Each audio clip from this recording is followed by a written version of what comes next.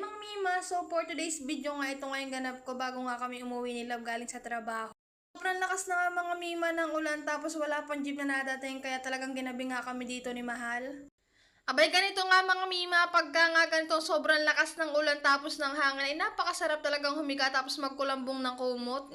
Tapos pagka uwi nga naman namin mga Mima, ito naman ang dinat na namin dito sa labas ng aming bahay. Medyo umaapaw na nga mga Mima yung tubig dito sa may parteng kalsada dahil maghapunan nga umuulan dito sa may Tayabas. Tapos fast forward nga mga Mima, itong at maaga nga ako nagising pero ako nga lang ang gagayak ngayon dahil holiday nga at wala nga pasok si Love. Tiningnan ko na nga rin mga Mima sa labas ng bintana namin at napakalakas nga ng ulan mga Mima kahit alas 6 na nga ng umaga ay napakadilim pa nga. Dito nga mga Mima, nagagayak na nga pala ako ng gamit ko tapos nasusuotin ko. Sobrang tinatamad pa nga ako dyan mga Mima, talagang bumangon dahil sobrang lamig nga at sobrang sarap nga humiga tapos magkulambo nga ng kumot. Ay dito nga naglalambing nga aking asawa na para bang hindi kami nagbababag. Abay kung makahukyabit nga sa akin mga Mima para bang hindi nang babalibag ng gamit yan.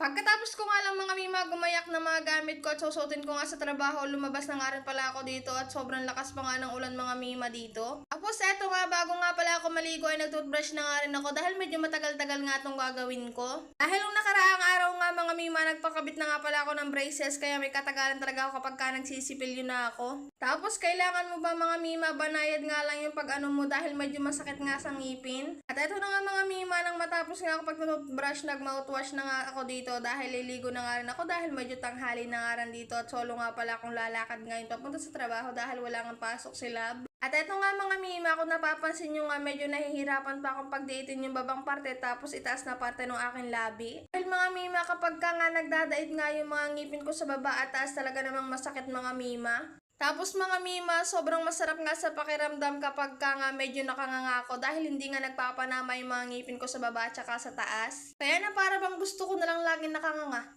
Hala, hindi pwede. At eto na nga mga Mima, nang matapos nga pala ako sa paggagayak, lumarga na nga rin ako papasok sa trabaho dahil medyo mahihirapan nga ako sa pagsakay dahil malakas nga ang ulan. At eto nga mga Mima, medyo natakot nga ako dito dahil punta ko nga dito sa terminal mga Mima ay wala nga katao-tao. Tapos maya-maya naman mga Mima, nakasakay na nga rin ako tapos nakarating na nga rin ako dito sa aking trabaho. Tapos ilan pa nga rin mga katrabaho ko nandito. Yung iba nga mga Mima ay wala pa dahil sobrang lakas talaga ng ulan at siguro yung mga nagpapatila pa sila. Fast forward na nga ito mga Mima, pagka-uwi ko nga nung gabi, bago nga ako umuwi, nag-chat na nga pala ako kay Love na bumili na nga pala siya ng ulam dahil medyo nagugutom na nga rin ako at gusto ko na kumain pagka-uwi ko ng bahay. Medyo natutuwa na nga ako mga Mima dahil unlike nga ng mga naunang 2 days ay hindi talaga ako makakain ng kanin, puro lugaw nga lang ako dahil masakit nga pa rin ang ngipin ko. Tapos